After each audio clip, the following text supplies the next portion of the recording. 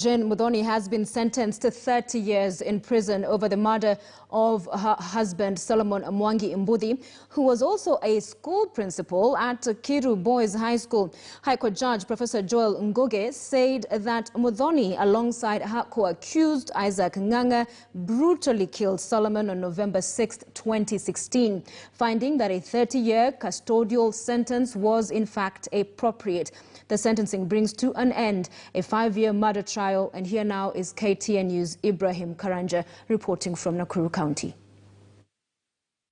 While sentencing the two, Justice Professor Joel Ngugi stated that he was mindful that Muthoni and her co-accused were first-time offenders and her young children depending on them. The judge, however, cited the brutal manner and intent in the murder, ruling that a 30-year-old custodial sentence was appropriate. The picture that emerges from the evidence is one of a depraved and vengeful spouse, not an accidental killer who poorly responded spontaneously to immediate circumstances. Both the accused persons had many opportunities to walk back from their heinous plans, and with each opportunity, they chose the path of death. Consequently, in my view, a fit sentence that properly balances the mitigating circumstances with the aggravating circumstances is a sentence of 30 years imprisonment for each of the two accused persons.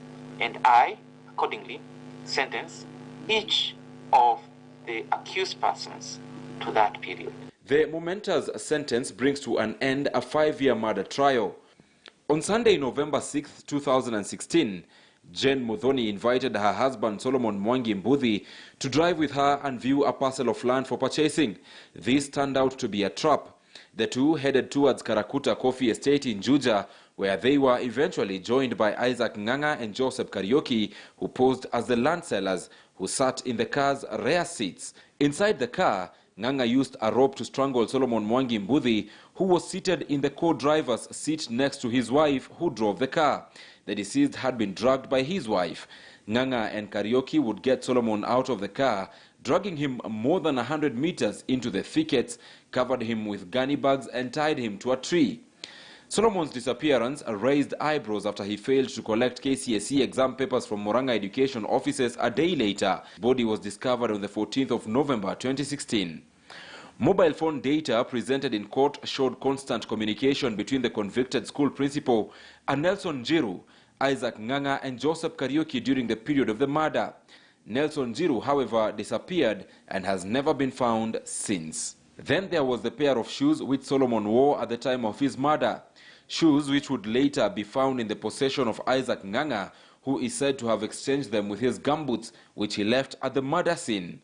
However, perhaps the last nail on the coffin for Muthoni and Nganga was the confession by suspect turned state witness Joseph Kariuki, who revealed all details. Kariuki was sentenced to 7 years for manslaughter charges. The prosecution intended to have 38 persons testify in the case, but only 21 testified. The old sentence has been backdated to 2016, when the two were first placed in remand. The Directorate of Criminal Investigations has stated that a search for Nelson Jiru is still on. Ibrahim Karanja, KTN News. And with less than 14 months